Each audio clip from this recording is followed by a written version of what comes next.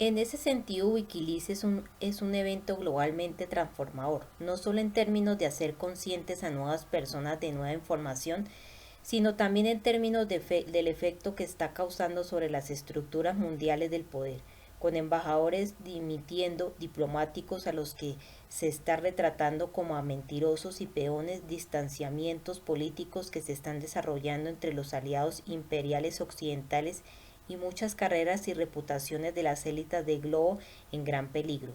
Wikileaks está creando el potencial para un enorme deterioro de la efectividad del imperialismo y la dominación.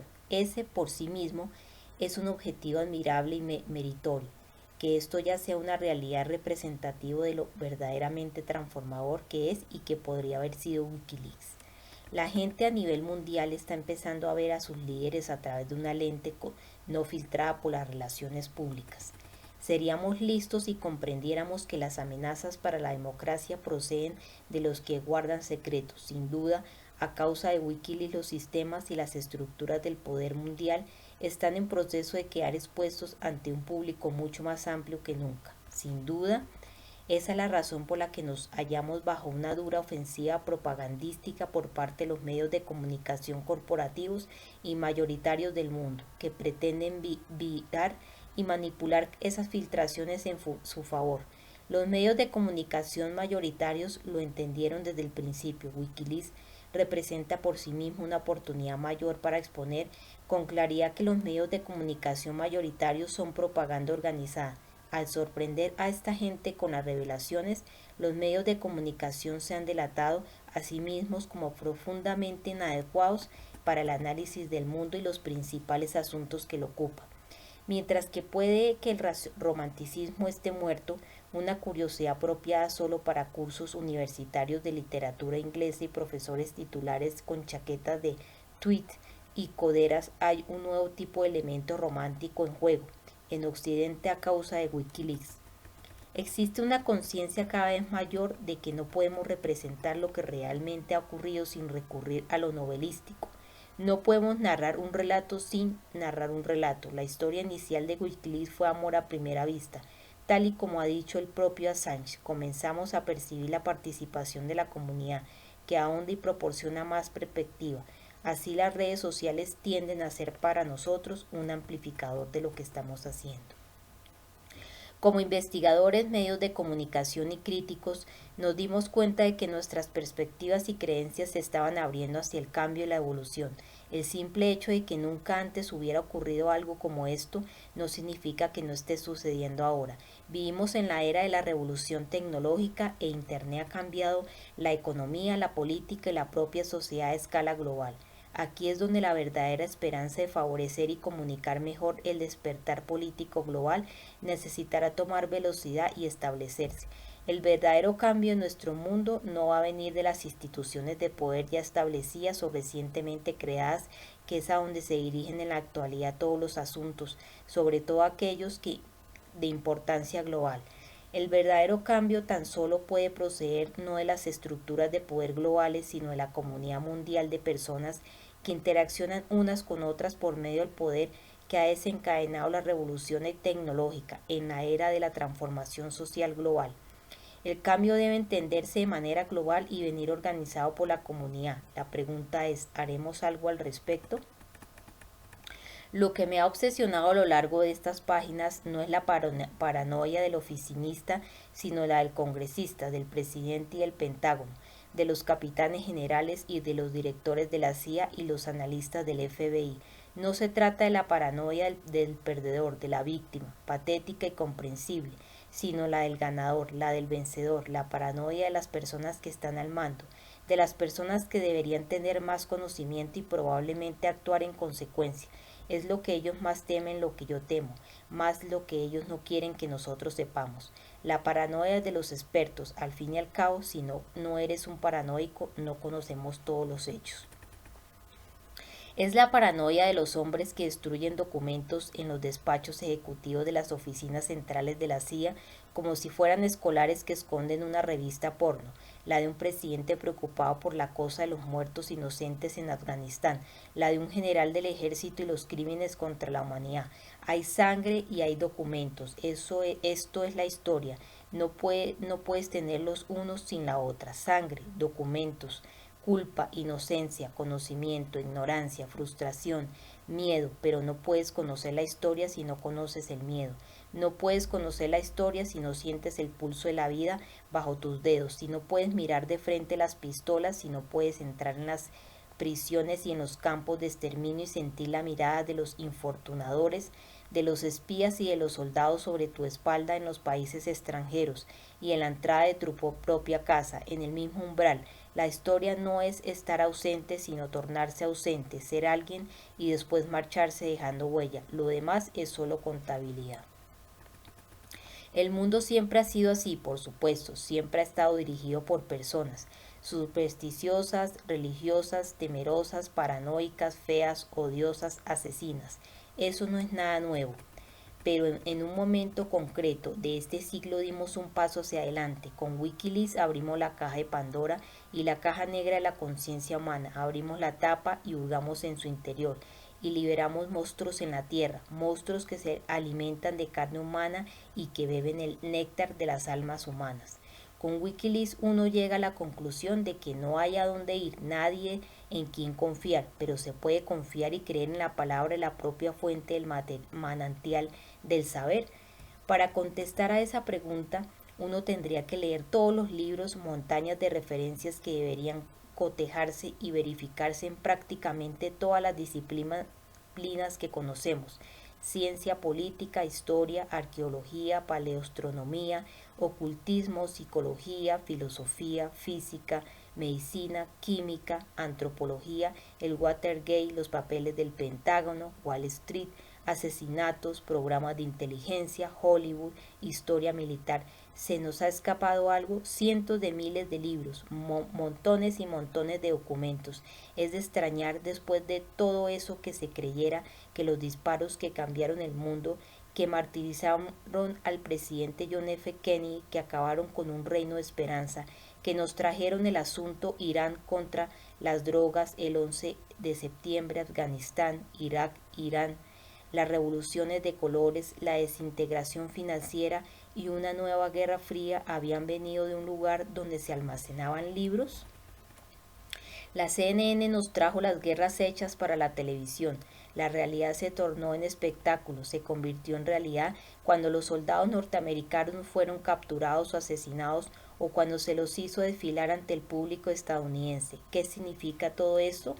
Tenemos que contextualizar los acontecimientos para que tengan algún tipo de significado, de la misma forma que un detective de homicidios examina las pistas en la escena del crimen, y es precisamente esa insistencia en el significado lo que ha asolado el realismo desde el principio y ha llevado la confrontación entre este mundo y el universo paralelo de humo y espejos.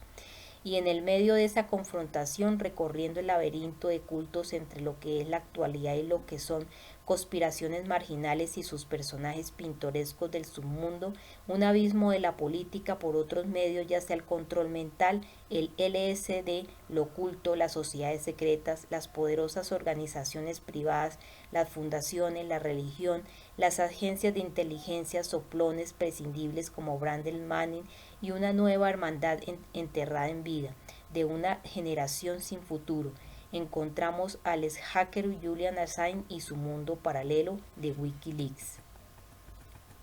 Podríamos resumirlo con una cita de la última tira cómica Pogo de Walt Kelly: hemos conocido al enemigo y somos nosotros. Una vez que nos damos cuenta de eso, podemos comenzar a hacer el mundo el lugar de grandeza, belleza y trascendencia que se pretendía que fuera aquí, allí y en Estados Unidos, que los padres fundadores del país, que eran al fin y al cabo masones, rosacruces, templarios, librepensadores y místicos que creían en la regeneración espiritual y en la integración psicológica, pretendían que fuera. Mientras escribo estos comentarios finales, el mundo se está enfrentando a un cataclismo financiero sin precedentes en la historia. Los círculos de la élite del poder de Estados Unidos son literalmente un imperio con pies de barro que se está hundiendo. La economía norteamericana, que hace apenas 60 años era la envidia del mundo, a finales de la primera década del nuevo siglo era una sombra abotargada por las deudas desindustrializada y en quiebra de lo que era. Por mucho que los medios de comunicación corporativos intentaran suavizar el golpe y desviar nuestra atención hacia otros asuntos menos perniciosos, el sistema financiero norteamericano se está ahogando entre los cientos de billones de dólares en créditos titularizados sin valor que se subvencionaron durante la última gran borrachera de la burbuja inmobiliaria de entre 2002 y 2007.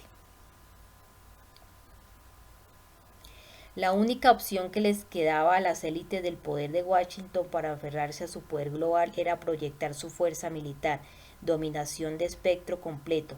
Las presiones de una política exterior estadounidense cada vez más desesperada estaban forzando una inverosímil coalición de los reacios a lo largo y ancho de todo el mundo, desde Uzbekistán a Kirguistán, desde Tayikistán a China, desde los países ricos en petróleo como Venezuela, Irán y Kazajistán.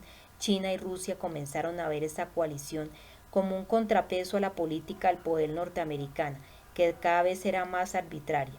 El vínculo que faltaba era la seguridad militar, que podría hacerla menos vulnerable a las tácticas abusivas de la OTAN y de Washington. Solo una potencia en el mundo tiene las bases nucleares y militares y los conocimientos prácticos necesarios para proporcionárselo: Rusia. Desde enero de 2006, Rusia poseía 927 vehículos de transporte nuclear y 4.279 cabezas nucleares, frente a los 1.255 y 5.966 respectivamente de Estados Unidos. No hay otras dos potencias sobre la faz de la Tierra que se acerquen a esas capacidades de destrucción tan masivas. Esa fue la razón definitiva por la que desde el final de la Guerra Fría la política exterior de Estados Unidos, tanto militar como económica, tuvo como objetivo secreto la completa destrucción de Rusia como Estado operativo. La Norteamérica de Bush, una economía hueca y asediada por las deudas, se dedicó a jugar su última carta, su vasto poder militar, para apuntalar el dólar y su papel como única superpotencia. Se trató quizá de la más precaria confluencia de fuerzas y acontecimientos a la que se hubiera enfrentado nunca el mundo, hasta que de repente intervino Wikileaks y la historia comenzó a reescribirse punto por punto, historia a historia. Así empujó la verdad hacia la luz del día con lentitud y dolor.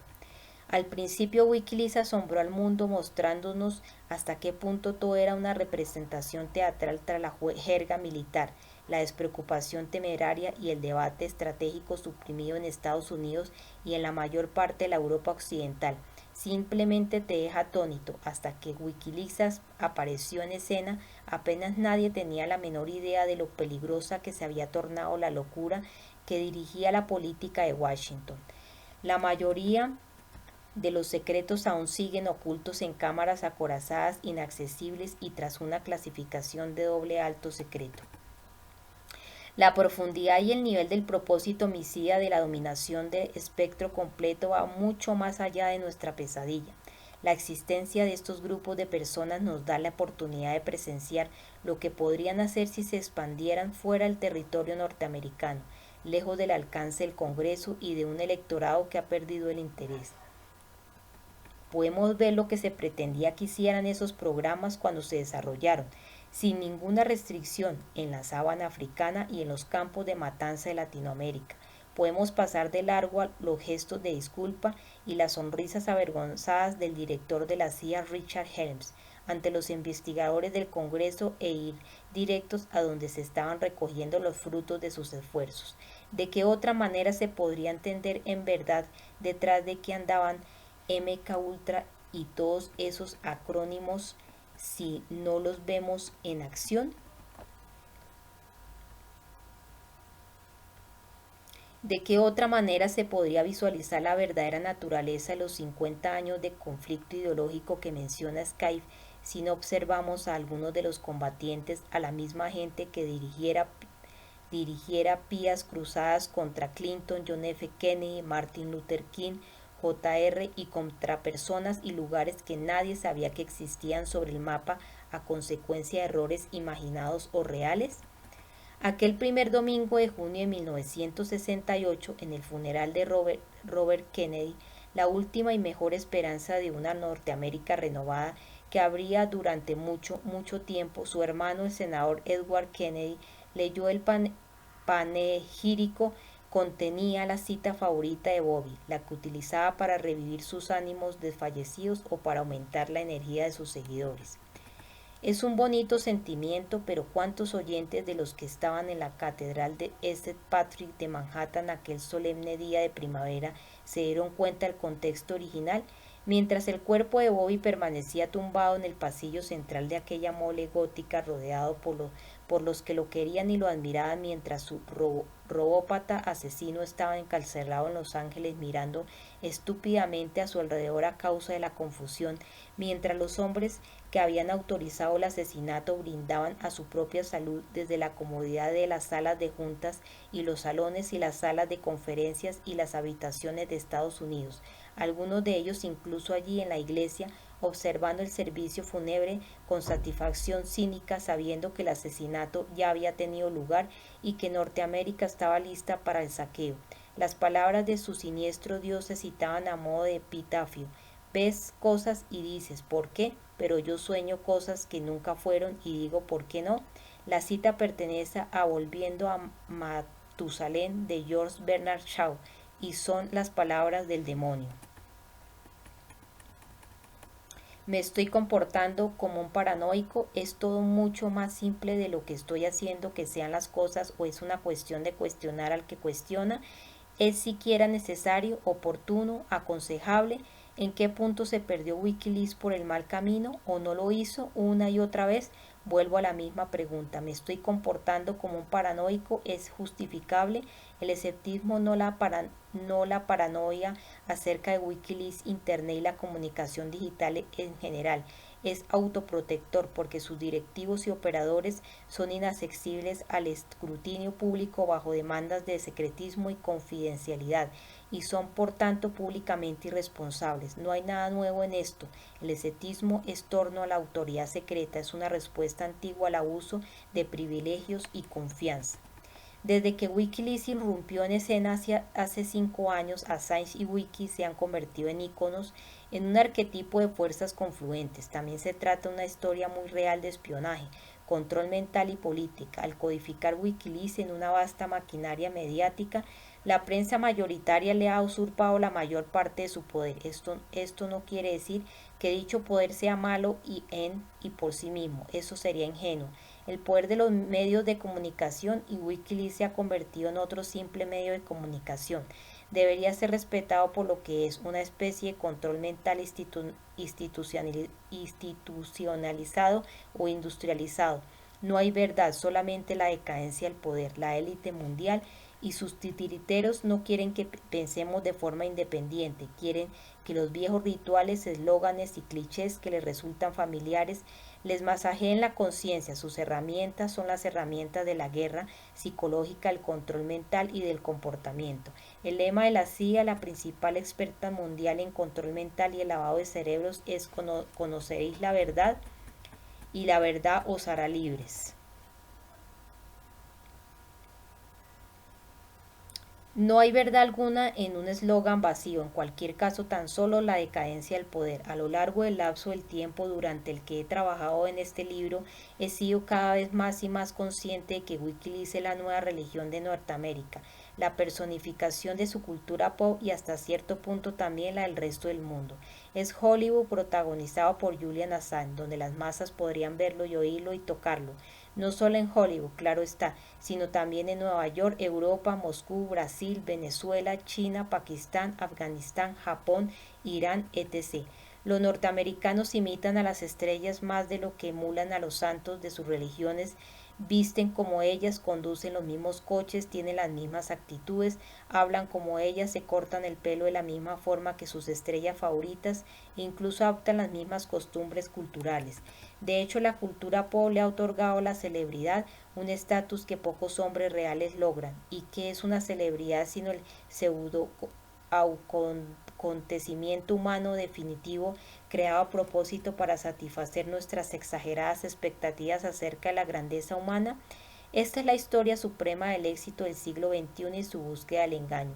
Se ha fabricado un nuevo molde para que los modelos humanos comercializables, los héroes modernos, puedan ser producidos en masa y sin ningún problema para satisfacer el mercado. Las cualidades que ahora suelen convertir a un hombre o a una mujer en una marca publicitada a nivel nacional son en realidad una nueva categoría de la vacuidad humana.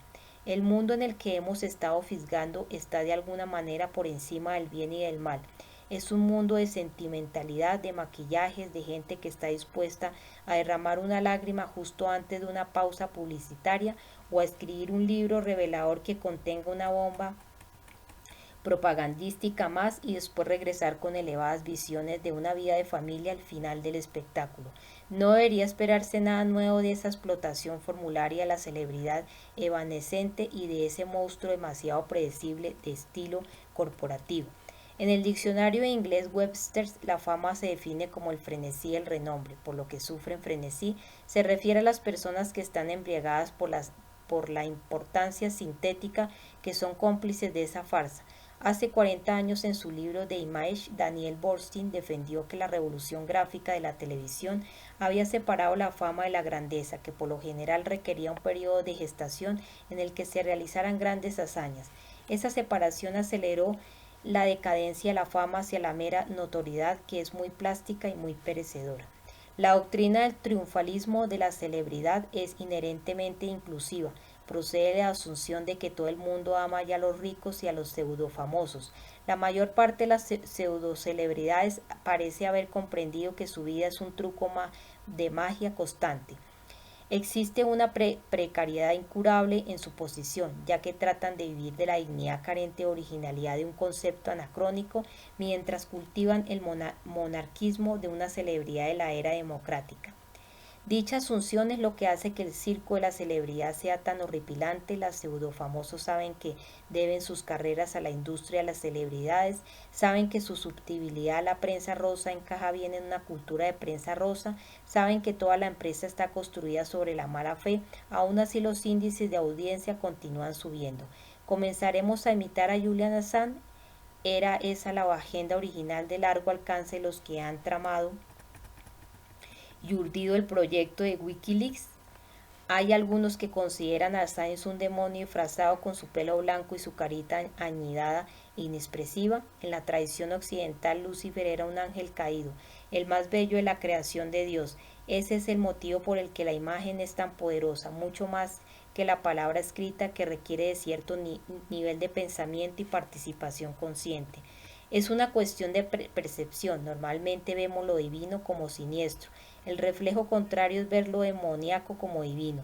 La imagen actúa directamente sobre la mente inconsciente, transmite bibliotecas enteras de información en un solo momento, establece vínculos de conexión con otras imágenes, otras ideas. Esa es la razón por la que sinceramente no se debe confiar en la imagen.